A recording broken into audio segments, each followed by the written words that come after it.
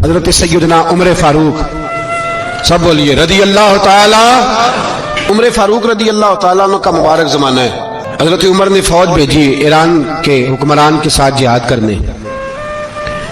ایران کے بادشاہ نے 2 عیسائی جاسوس بھیجے، کہنے لگا ذرا پتہ تو کرو مسلمانوں کا رات کا طریقہ کیا ہے، میں صف بندی کراتا ہوں۔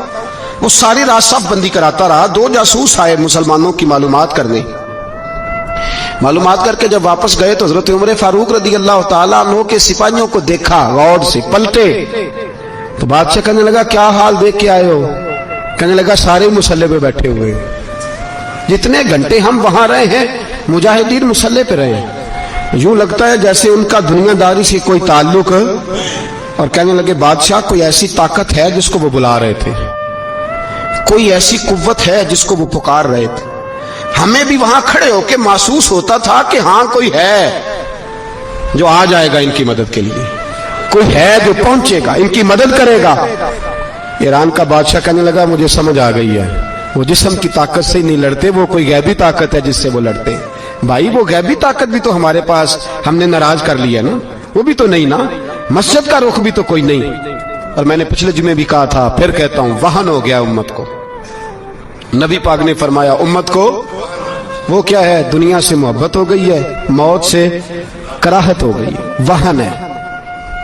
صحابہ کرام کو موت سے بڑا پیار تھا، موت سے بڑی محبت کر، ہماری طرح نہیں وہ کہتے تھے مریں گے تو منو مٹی، تو وہاں ٹھیک ہے عذاب قبر حق ہے، لیکن میں کہا کرتا ہوں سالوں کے بعد جو پردیس سے ماں کے پاس آئے، ماں اسے عذاب نہیں دیتی، اس کا ماتھا چوما کرتی ہے۔ اور بھائی جو رب کریم کی بارگاہ میں جائے گا تیرا کیا خیال ہے، گل سڑ جائے گا؟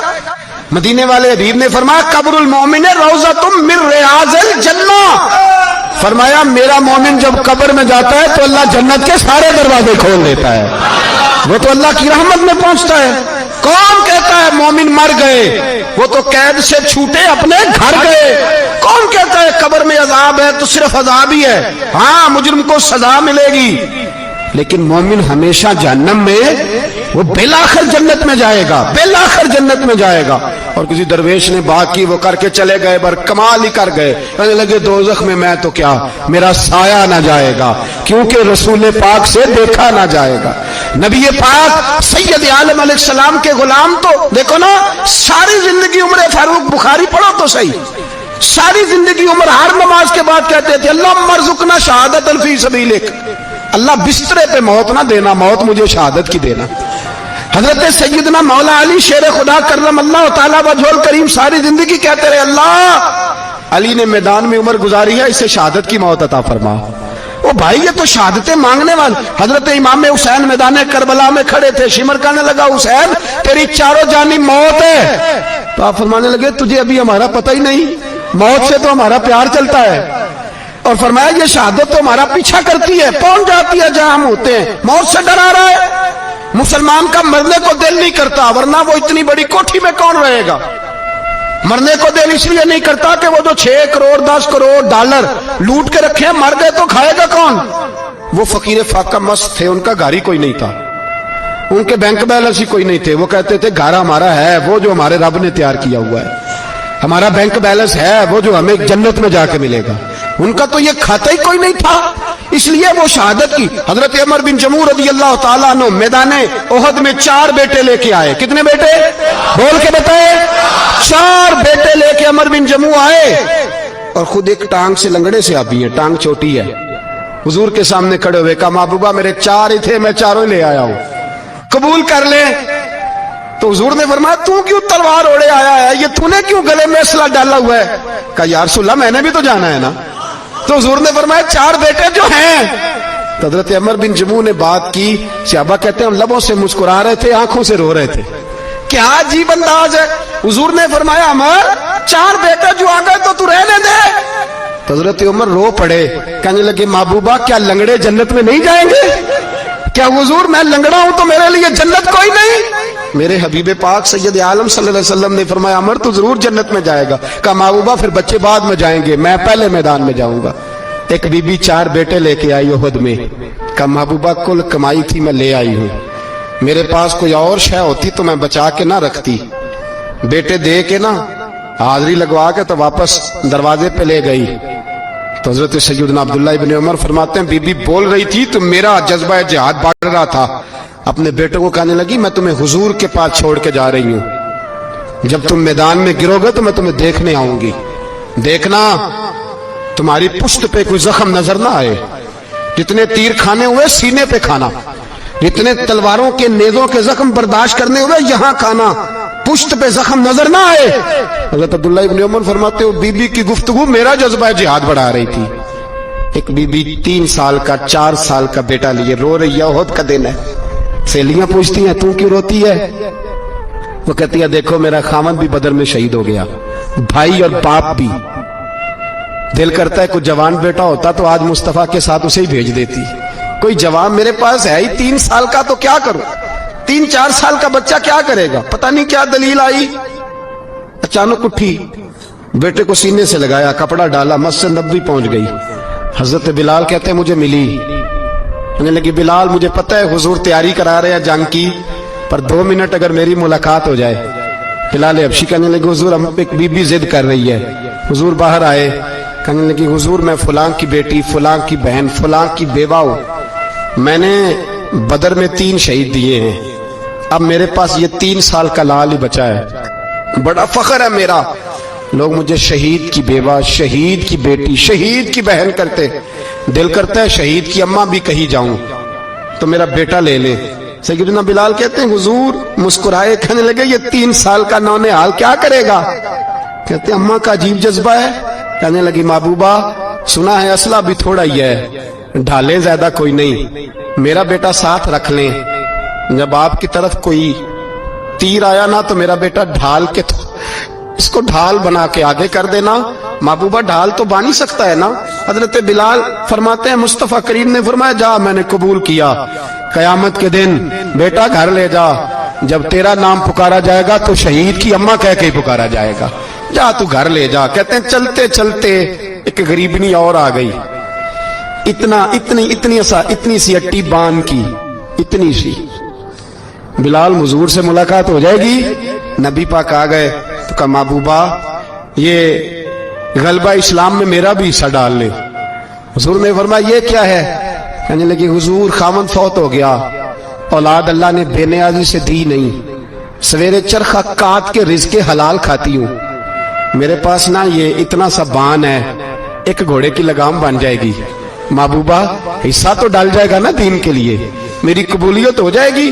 میرے حبیب نے ہاتھ اٹھائے اور دعا مانگی, کہے اللہ جتنا تو میدان کے مجاہدوں کو اجر عطا فرمائے اتنا اس غریبنی کو بھی عطا فرمانا, اتنا اسے بھی دینا. بھائی یہ جذبے تھے, یہ رنگ تھا امت مسلمہ کا, اس لیے کافر گھر میں بیٹھ کے کانپا کرتا تھا.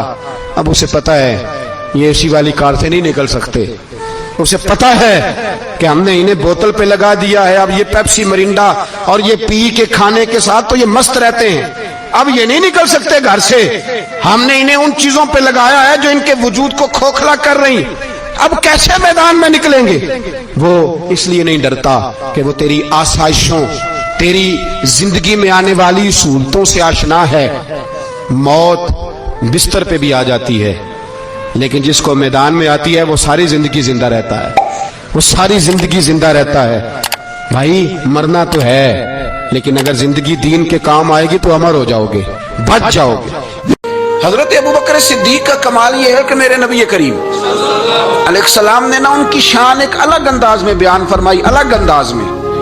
محبوب فرمانے لگے میں نے جس کے سامنے بھی دین پیش کیا اس نے دلیل مانگی. ایک بات آپ کو بتاؤں, یہ میری بات یاد رکھنا, اس کو کبھی نہ بلانا. جو اپنوں سے دلیل مانگتا ہے نا وہ اپنا ہوتا ہی نہیں. اپنوں سے دلیل مانگ لی اس نے, بغیر دلیل کے, بغیر حیل و حجت کے. یہ ایک بات ہے, میں اس کو سمجھاؤں گا نہیں, نہ کھولوں گا, بس کہہ کے گزر جاؤں گا. اس کو سمجھ لیں اگر آپ کی سمجھ میں آئے تو. جس نے اپنوں سے دلیل مانگی نا, جس نے وضاحت مانگی, جس نے ثبوت مانگا, وہ اپنا تھا ہی نہیں. تو کیا ضرورت پڑی تھی کہ وہ دلیل مانگتا, وضاحت پوچھتا. حضرت نجم الدین کبریٰ رحمت اللہ علیہ کے مرید تھے حضرت امام فخر الدین رازی, اتنے بڑے امام ہو کے ایک فقیر کے غلام تھے. تو فرماتے ہیں آخری وقت آیا تو شیطان آ گیا, میں اس کو کہتا تھا رب ہے, تو شیطان بھی تو بڑا عالم ہے نا, تو وہ دلیل توڑ دیتا تھا. فرماتے ہیں میں نے 360 دلیلیں دی, اس نے ساری توڑ دی. پھر میں نے اپنے شیخ کی طرف توجہ کی. میں نے کہا حضور کو نظر کرم فرمائے. تو شیخ نجم الدین کبریٰ فرمانے لگے اس بے ایمان کو کہہ دے میں اپنے رب کو بغیر کسی دلیل کے رب مانتا ہوں, دلیل کی ضرورت ہی نہیں, بس میرا رب ہے تو رب ہے, ختم ہو گئی بات. نبی رحمت علیہ السلام فرمانے لگے میں نے جس کے سامنے بھی دین پیش کیا اس نے دلیل مانگی, فرمایا یہ واحد میرا ابو بکر صدیق ہے. میں نے اسے کہا ہے کلمہ پڑھ لو, اس نے دلیل مانگی نہیں, فوراً ہی کلمہ پڑھ کے مسلمان ہو گیا. کوئی دلیل نہیں, کوئی معجزہ نہیں, کوئی طلب نہیں, کوئی شے نہیں. ساری زندگی مطمئن ہی نہیں ہو پائے لوگ, ساری زندگی اطمینان ہی نہیں ہو سکا. اس کو بھی سنا, اس کو بھی سنا, اس سے بھی سوال پوچھا, اس سے بھی پوچھا. بھائی تو نہیں, تو مطمئن ہونا نہیں چاہتا. تو بحث کرنے کے لیے علم سیکھ رہا ہے, اس نے عمل کرنے کے لیے سیکھنا ہوتا ہے. اس کو تو ایک حرف ہی بڑا کافی ہوتا ہے, تو ایک لفظ کی ضرورت ہوتی ہے, ایک جملے میں ساری زندگی لوگ گزار دیتے.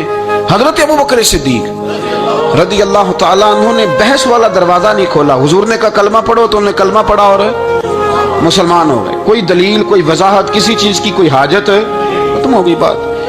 اصل مسئلہ پتہ کیا ہے, جو لوگ سوچ سمجھ کے چلتے ہیں نا, تو سوچ کتنی ہے انسان کی, وہ کتنا کام دے گی.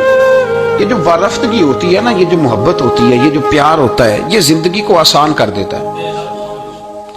سوچنے سمجھنے کے دائروں سے آدمی نکل جاتا ہے. اس کا کام وہ کہتا ہے کہ میں نے سوچنا نہیں, میں نے ماننا ہے. میں نے رب رسول کی ذات کے بارے میں سوچنا نہیں, میں نے ماننا ہے. تو ماننے والے لوگ جو ہوتے ہیں وہ فائدے میں ہوتے ہیں. تو عمل کر رہے ہیں, بات مانی, عمل کیا. عقل کا بے شمار اور بے دریغ استعمال, اپنی چھوٹی عقل سے بڑے مسئلے حل کرنے کی کوشش کرنا, یہ انسان کو نقصان دیتا ہے. بہت ساری جگہوں پہ وہ الجھ جاتا ہے. ہر جگہ عقل استعمال کرنا, لیکن رب رسول کے معاملے میں نہ استعمال کرنا, ورنہ نقصان ہو. عقل چھوٹی ہے اور اللہ رسول کی ذات بڑی ہے. کبھی بھی اس دائرے میں بند کرنے کی کوشش نہ کرنا. جناب ابو بکر صدیق رضی اللہ تعالیٰ عنہ ہر معاملے میں, ہر معاملے میں. ایک حدیث بخاری کی, شاید میں نے پہلے بھی عرض کی تھی, لیکن چونکہ وہ عنوان کے لحاظ سے ایک بہت بڑی دلیل ہے, دوبارہ عرض کرتا ہوں. نبی پاک علیہ السلام نے 1500 کے قریب صحابہ سے فرمایا تھا کہ چلو عمرہ کرنے چلیں. عمرہ کرنے جب ہم جاتے ہیں نا, تو ہمارے گلے میں پھول بھی ڈالے جاتے ہیں, اور آپ کو پتہ ہے بتانا بھی پڑتا ہے لوگوں کو کہ میں عمرہ کرنے جا رہا ہوں. پھر روٹی بھی پکتی ہے, پھر سب رشتہ داروں کو پتہ بھی چل جاتا ہے. اور بندہ چلا جائے ایئرپورٹ, تو احرام باندھا ہو نا, تو پتہ چلے نا فلائٹ تو 24 گھنٹے لیٹ ہے, تو جن کو حکم ہے نا کہ تم نے سی بھی نہیں کرنی, وہ بھی روڑے اٹھا لیتے ہیں. احرام باندھا ہوا ہے, حکم ہے کہ اب تم نے کوئی جھگڑا, کوئی لڑائی, کوئی فساد ہے, تو ایئرپورٹ پہ لوگ روڑے اٹھا لیتے ہیں, کہتے ہیں ہم ایئرپورٹ بھی توڑیں گے, اور فلائٹ کا جو عملہ ہے اس کا گریبان بھی پکڑیں گے. بڑا کچھ ہی دنیا کرتی ہے. اور اگر کسی کے پیر صاحب نے کہا ہو چلو عمرہ کریں, اللہ, اور پھر ایئرپورٹ پہ جا کے پتہ چلے کہ پیر صاحب کے ساتھ تو دھوکہ ہو گیا, بندہ غلط نکلا ہے, پیری مریدی قائم رہے گی؟ سوال ہی نہیں پیدا ہوتا, سوال ہی نہیں پیدا ہوتا. میرے ساتھ ایک سنگی نے ایک دفعہ بات کی, کہنے لگا جی پیر صاحب کامل نہیں. میں نے کہا کیا غلطی ان میں پائی جاتی ہے؟ کہتے میں انہوں نے پوچھ کے باہر دے پیسے جمع کرائے سن, تو میرا کام نہیں بڑھیا. میں کہ تو پیر پڑھ لے, تیرے تو کوئی نجومی پڑھنا چاہیے تھا, وہ نجومی ہونا چاہیے تھا تیرے لیے, تاکہ وہ اچھی طرح غور کرتا ہے. جی آپ کو پتہ ہے نا اہل سنت میں کتابیں بھی نکلتی ہیں. کئی لوگ کہتے ہیں یہ کوئی کتاب کٹ کے دسو. میں کیوں کسی لکھی نہیں, تو کٹیے کی تو کون سی کتاب ہے جو آپ کہہ رہے ہیں نکالیں اور ذرا بتائیں کہ فلانا کام میرے لیے ٹھیک رہے گا کہ نہیں. ایک استخارہ ہے دین میں, اور استخارے کا بھی بابت معاملہ یہ ہے کہ آپ نے استخارہ کر لیا, اس کے بعد بھی آپ حتمی فیصلہ نہیں کریں گے. بزرگ کہتے ہیں کہ استخارہ کر کے بھی یہ کہو کہ جی میری سمجھ میں یہ آیا ہے, باقی حقیقتوں کا علم اللہ جانے, اللہ کا رسول جانے صلی اللہ علیہ وسلم, حقیقتوں وہی جانتے. تو الجھے نہیں زندگی میں. 1500 کے قریب صحابہ تھے. حضور نے فرمایا احرام باندھو بھائی, عمرہ کرنا ہے. حدیبیہ کے مقام پہ گئے تو قریش مکہ نے روک لیا, نہیں کرنے دیں گے. جب بات بہت آگے بڑھی تو پھر شرطیں لکھی گئی. شرطیں بڑی سخت ہیں کہ جو مسلمان مکے سے مدینے آئے گا, مدینے والے واپس کریں گے, اور اگر کوئی مسلمان مدینے سے مکے چلا گیا تو مکے والے واپس نہیں کریں گے. ہم ان کے لوگ دیں گے, وہ ہمارا بندہ دیں گے نہیں. یہ شرطیں تھی, صحابہ پریشان تھے. اب جب شرطیں طے ہو گئی, شرطیں بھی سخت ہیں, نبی کریم علیہ السلام نے فرمایا بھی احرام کھول دو, فلائٹ کل نہیں جانی, پرسوں نہیں جانی, یعنی ہم اس سفر میں عمرہ کر ہی نہیں رہے, احرام کھول دو. تو امام زرقانی کہتے ہیں سب لوگ پریشان تھے، سب سے پہلے حضرت ابو بکر صدیق اٹھے، سب سے پہلے اٹھے، اٹھ کے احرام کھولا۔ ایک شخص نے کہا آپ کو بڑی جلدی ہے، تو آپ فرمانے لگے جلدی والی بات ہی کوئی نہیں، حضور کے کہنے پر باندھا تھا، نبی پاک کے کہنے پر کھول دیا ہے، ختم ہو گئی بات۔ حضور نے فرمایا باندھ لو تو ہم نے باندھ لیا، حضور نے کہا کھول دو تو ہم نے کھول دیا، جلدی والی کیا بات ہوئی؟ صحیح بخاری کے لفظ ہیں، حضرت عمر کہتے ہیں کہ میری سمجھ میں بات نہیں آتی تھی، دب کے صلح کیوں کریں، ہم تو 313 تھے، تو ہم نے بدر میں ان کو بھگا دیا تھا، اب تو ہم 1500 ہیں، تو ہم ان سے قتال کریں گے، لڑائی کریں گے، جنگ ہوگی۔ حضرت عمر فاروق رضی اللہ تعالیٰ عنہ فرماتے ہیں حضور نے شرطیں طے کر لیں، بات لکھی گئی، میں نبی پاک کے حجرے میں داخل ہوا، خیمہ لگا ہوا تھا، میں نے جاتے ہی اپنے جذبہ جہاد کا اظہار کیا اور بڑے جلال میں یا رسول اللہ آپ سچے رسول ہیں؟ بالکل سچا ہوں، قرآن سچا ہے، بالکل سچا ہے، اسلام سچا ہے، بالکل سچا ہے، حضور ہم دب کے صلح کیوں کریں؟ نبی کریم علیہ السلام نے فرمایا عمر تجھے تیری ماں روئے، میں اللہ کا رسول ہوں، میں وہی کہتا ہوں جو میرا رب مجھے حکم ارشاد فرماتا ہے۔ کہتے میں نے فوراً عرض کی یا رسول اللہ صلی اللہ علیہ وسلم آپ نے فرمایا نہیں تھا کہ عمرہ کریں گے، تو حضور نے فرمایا کہا تو عمرہ کریں گے، یہ تو نہیں کہا تھا کہ اسی سال ہی کریں گے، کریں گے تو کریں گے۔ جناب عمر کہتے ہیں میں واپس تو آ گیا، پر وہ میرے اندر جو جذبہ جہاد تھا ابھی ٹھنڈا نہیں ہوا۔ چند قدموں کے فاصلے پہ ابو بکر صدیق کا خیمہ تھا، کہتے میں ان کے خیمے میں جھک گیا، وہی سوال میں نے دہرائے، وہی میں نے کہا عمر ابو بکر یہ سچے رسول ہیں؟ کہا بالکل سچے، قرآن سچا ہے، سچا ہے، اسلام سچا ہے، سچا ہے، تو پھر ہم دب کے صلح کیوں کریں؟ جناب عمر فرماتے ہیں میں قربان جاؤں ابو بکر کے لفظوں میں بھی فرق کوئی نہیں آیا، حروف بھی اتنے ہی جتنے نبی کریم نے ادا کیے تھے۔ حضرت ابو بکر فرمانے لگے عمر تجھے تیری ماں روئے، وہ اللہ کے رسول ہیں، مرضی سے بات نہیں کرتے، وہی کہتے ہیں جو رب انہیں حکم ارشاد فرماتا ہے، بئی نہیں وہی لفظ۔ فرماتے میں نے فوراً کہا، میں نے کہا ابو بکر حضور نے فرمایا نہیں تھا کہ عمرہ کریں گے؟ تو کہتے ہیں وہی لفظ، وہی حرف، وہی انداز، وہی طریقہ، وہی سلیقہ، وہی انداز تکلم، بالکل حضور کی اتباع میں اسی انداز میں فرمانے لگے عمر حضور نے فرمایا تھا عمرہ کریں گے، یہ تو نہیں فرمایا تھا کہ اسی سال ہی کریں گے، کریں گے تو انشاءاللہ کریں گے۔ فرماتے ہیں میں واپس آ کے بیٹھا تو حضرت عمر کہتے ہیں جب میرا غصہ اترا نا تو پھر میرے اندر سے آواز آئی کہ عمر ذرا غور تو کر، تو ابو بکر کے ایمان تک کبھی نہیں پہنچ سکتا، اس تک تیری رسائی نہیں ہو سکتی۔ میرے بھائی اتنی بحثیں ہیں ہمارے زمانے میں، اتنا الجھاؤ ہے، اتنا الجھاؤ ہے، یعنی ہر بندہ رائے کا اظہار کرنا ضروری سمجھتا ہے، ہر بندہ کہتا ہے جی میرے خیال میں، ہر بندہ کہتا ہے جی میرا ذہن یہ ہے، بلکہ کچھ تو کہتے ہیں میں اندر کی خبر نہ دوں آپ کو، یعنی اب پتہ نہیں اس کے پاس اندر کی خبریں کیسے آئی ہیں، وہ سمجھ میں نہیں آتی بات۔ کچھ لوگ کہتے ہیں 35-40 سال ہو گئے جی علماء کو سن رہا ہوں، تو میں کہتا ہوں کہ میرا تو خیال ہے کہ 35 دن بھی بندہ کسی کو سن لے تو سیانا ہو جاتا ہے، تو 35 سال سے اگر آپ کی سمجھ میں نہیں آئے تو پھر زمین ہی بنجر ہے، پھر مہربانی کریں یہ ٹائلیں کھیڑ کے نا تو نیچے سے کچی زمین نکالیں تاکہ کوئی بات سمجھ میں آئے۔ اگر 40 سال ہو گئے، 40 سال میں ایک اجتماع میں حاضر تھا، ابھی بھی میں عرض کر رہا تھا، تو وہ صاحب مجھے کہنے لگے کہ حضرت صاحب میں نے نا فلاں عالم کو بھی بلایا، فلاں کو بھی بلایا، فلاں کو بھی بلایا، فلاں کو بھی بلایا، اب آپ کو بلایا ہے، تو اس طرح کر کے میرے ساتھ رویے ہیں، بڑا الحمدللہ پیار ہے۔ تو میں نے ان سے پوچھا آپ نماز پڑھتے ہیں؟ میں نے کہا نہیں۔ کچھ اور باتیں پوچھی تو جواب نفی میں آیا، تو میں نے کہا کہ اب آپ نے مہربانی کرنی ہے اتنے علماء کا نام نہیں لینا، کیونکہ پھر تو بزرگوں کے بارے میں لوگ شک کریں گے کہ انہوں نے اس کو دیا کیا ہے۔ تو ایک بزرگ کی بات سنتے ہیں تو کئی دنوں تک وہی ہمیں بڑا تر و تازہ رکھتی ہے، اور آپ کو اتنے عرصہ ہو گیا تو آپ نے حاصل کیا کیا ہے؟ صرف باتوں کا گورکھ دھندا، لفظوں کا ہیر پھیر، جملوں کا الٹ پلٹ کرنا، یہ زندگی ہے؟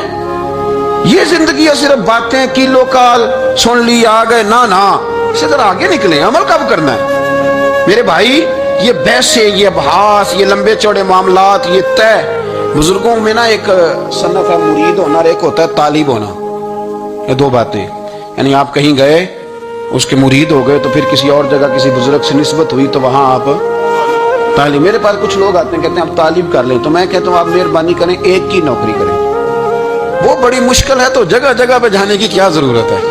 مطلب میں انکار نہیں کرتا کسی ایسی چیز کا جس کو بزرگوں نے رائج کیا، لیکن سمجھے نا، مطلب ایک کی بات پوری سنی نہیں گئی ہم سے، آپ خیر کی بات ہر جگہ سے سنیں، ہر جگہ سے، لیکن یہ صرف وہ تعلق بنانے کی کوشش کرنا کہ جس سے تھوڑا سا رابطہ بن جائے، جس سے تھوڑا سا تعلق بن جائے، جس سے تھوڑا سا پتہ چل جائے، اس سے نکلیں، سیکھنے کا ماحول بنائیں۔ اتنی عقل کے گھوڑے نہ دوڑائیں کہ عقل بھی بیچاری تھاکی جائے اور کوئی چیز ہاتھ بھی نہ آئے۔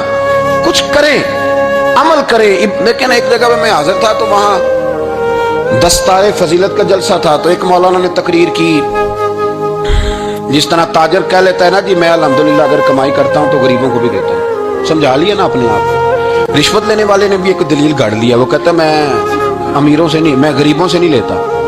تو امیروں کا حساب لینے کی ڈیوٹی اللہ نے آپ کی لگائی ہے کہ آپ حساب کریں امیروں کا کہ وہ کیا کر رہے ہیں۔ یہ ہم نے نا یہ دلیلیں گاڑ لی ہے، یہ ہم نے دلیل گھاڑ لی ہے کہ وہی اپنے آپ کو مطمئن کرنے کے۔ میں حاضر تھا تو ایک مولانا تقریر کی جی عالم ساری رات، یہ صرف علماء کی بات نہیں، ہر طبقے نے اپنے بارے میں اس طرح کی چیزیں یاد کر لی ہیں، ہم نے رٹ لی ہیں۔ جیسے خامند نے یاد کر لیا ہے کہ کسی غیر کے لیے سجدہ جائز ہوتا تو اللہ عورت کو حکم دیتا، نبی پاک حکم دیتے کہ وہ خامند کو سجدہ کرے۔ تو بی بی نے بھی یاد کر لیا ہے کہ حضور نے فرمایا تم میں سب سے بہتر وہ ہے جو بیوی کے حق میں بہتر ہے۔ سب نے اپنی اپنی مرضی کی چیزیں، دوسری کی مرضی کی چیز کسی نے یاد نہیں کی، سب نے اپنی اپنی مرضی کی چیزیں یاد کر لی۔ تو مولانا تقریر کر رہے تھے، کہنے لگے جی حضور نے فرمایا ہے کہ عالم ساری رات سویا رہے اور عابد ساری رات عبادت کرتا رہے، درجہ پھر بھی عالم کا زیادہ ہے۔ تو دوسرے آئے انہوں نے بھی اسی حدیث پہ بات کی، تیسرے آئے تو انہوں نے بھی اسی حدیث پہ بات کی۔ تو میرا نمبر آیا تو میں نے کہا جی یہ جو حدیث آپ سنا رہے ہیں نا یہ حدیث بالکل ٹھیک ہے، بالکل ٹھیک ہے کہ عالم ساری رات عشاء پڑھ کے سوئے، فجر کے وقت اٹھ کے فجر پڑھے، اور عابد ساری رات نماز پڑھے تو درجہ پھر بھی عالم کا زیادہ ہے۔ بالکل ایسے ہی ہے، بلکہ ایک حدیث میں تو یہ ہے کہ 70 عابد بھی عبادت کریں اور عالم سویا رہے تو ان 70 سے سونے والے عالم کا درجہ، یہ بات بالکل ٹھیک ہے۔ لیکن میں نے کہا اس کا بھی خیال رکھو کہ یہ حدیث غوث پاک کو بھی آتی تھی، یہ غوث پاک کو بھی آتی تھی حدیث، اور بڑے عالم تھے، پر وہ تو عشاء پڑھ کے مصلے پہ بیٹھتے تھے اور فجر تک مصلے پہ بیٹھے رہتے تھے، حالانکہ یہ حدیث انہیں بھی آتی تھی، یہ حدیث خواجہ معین الدین چشتی کو بھی آتی تھی، اور وہ بڑے عالم تھے، لیکن اس کے باوجود وہ عشاء پڑھتے تھے اور فجر تک مصلے پر بیٹھے رہتے تھے۔ حضرت عثمان غنی سے بڑا عالم تو کوئی نہیں نہ ہوگا۔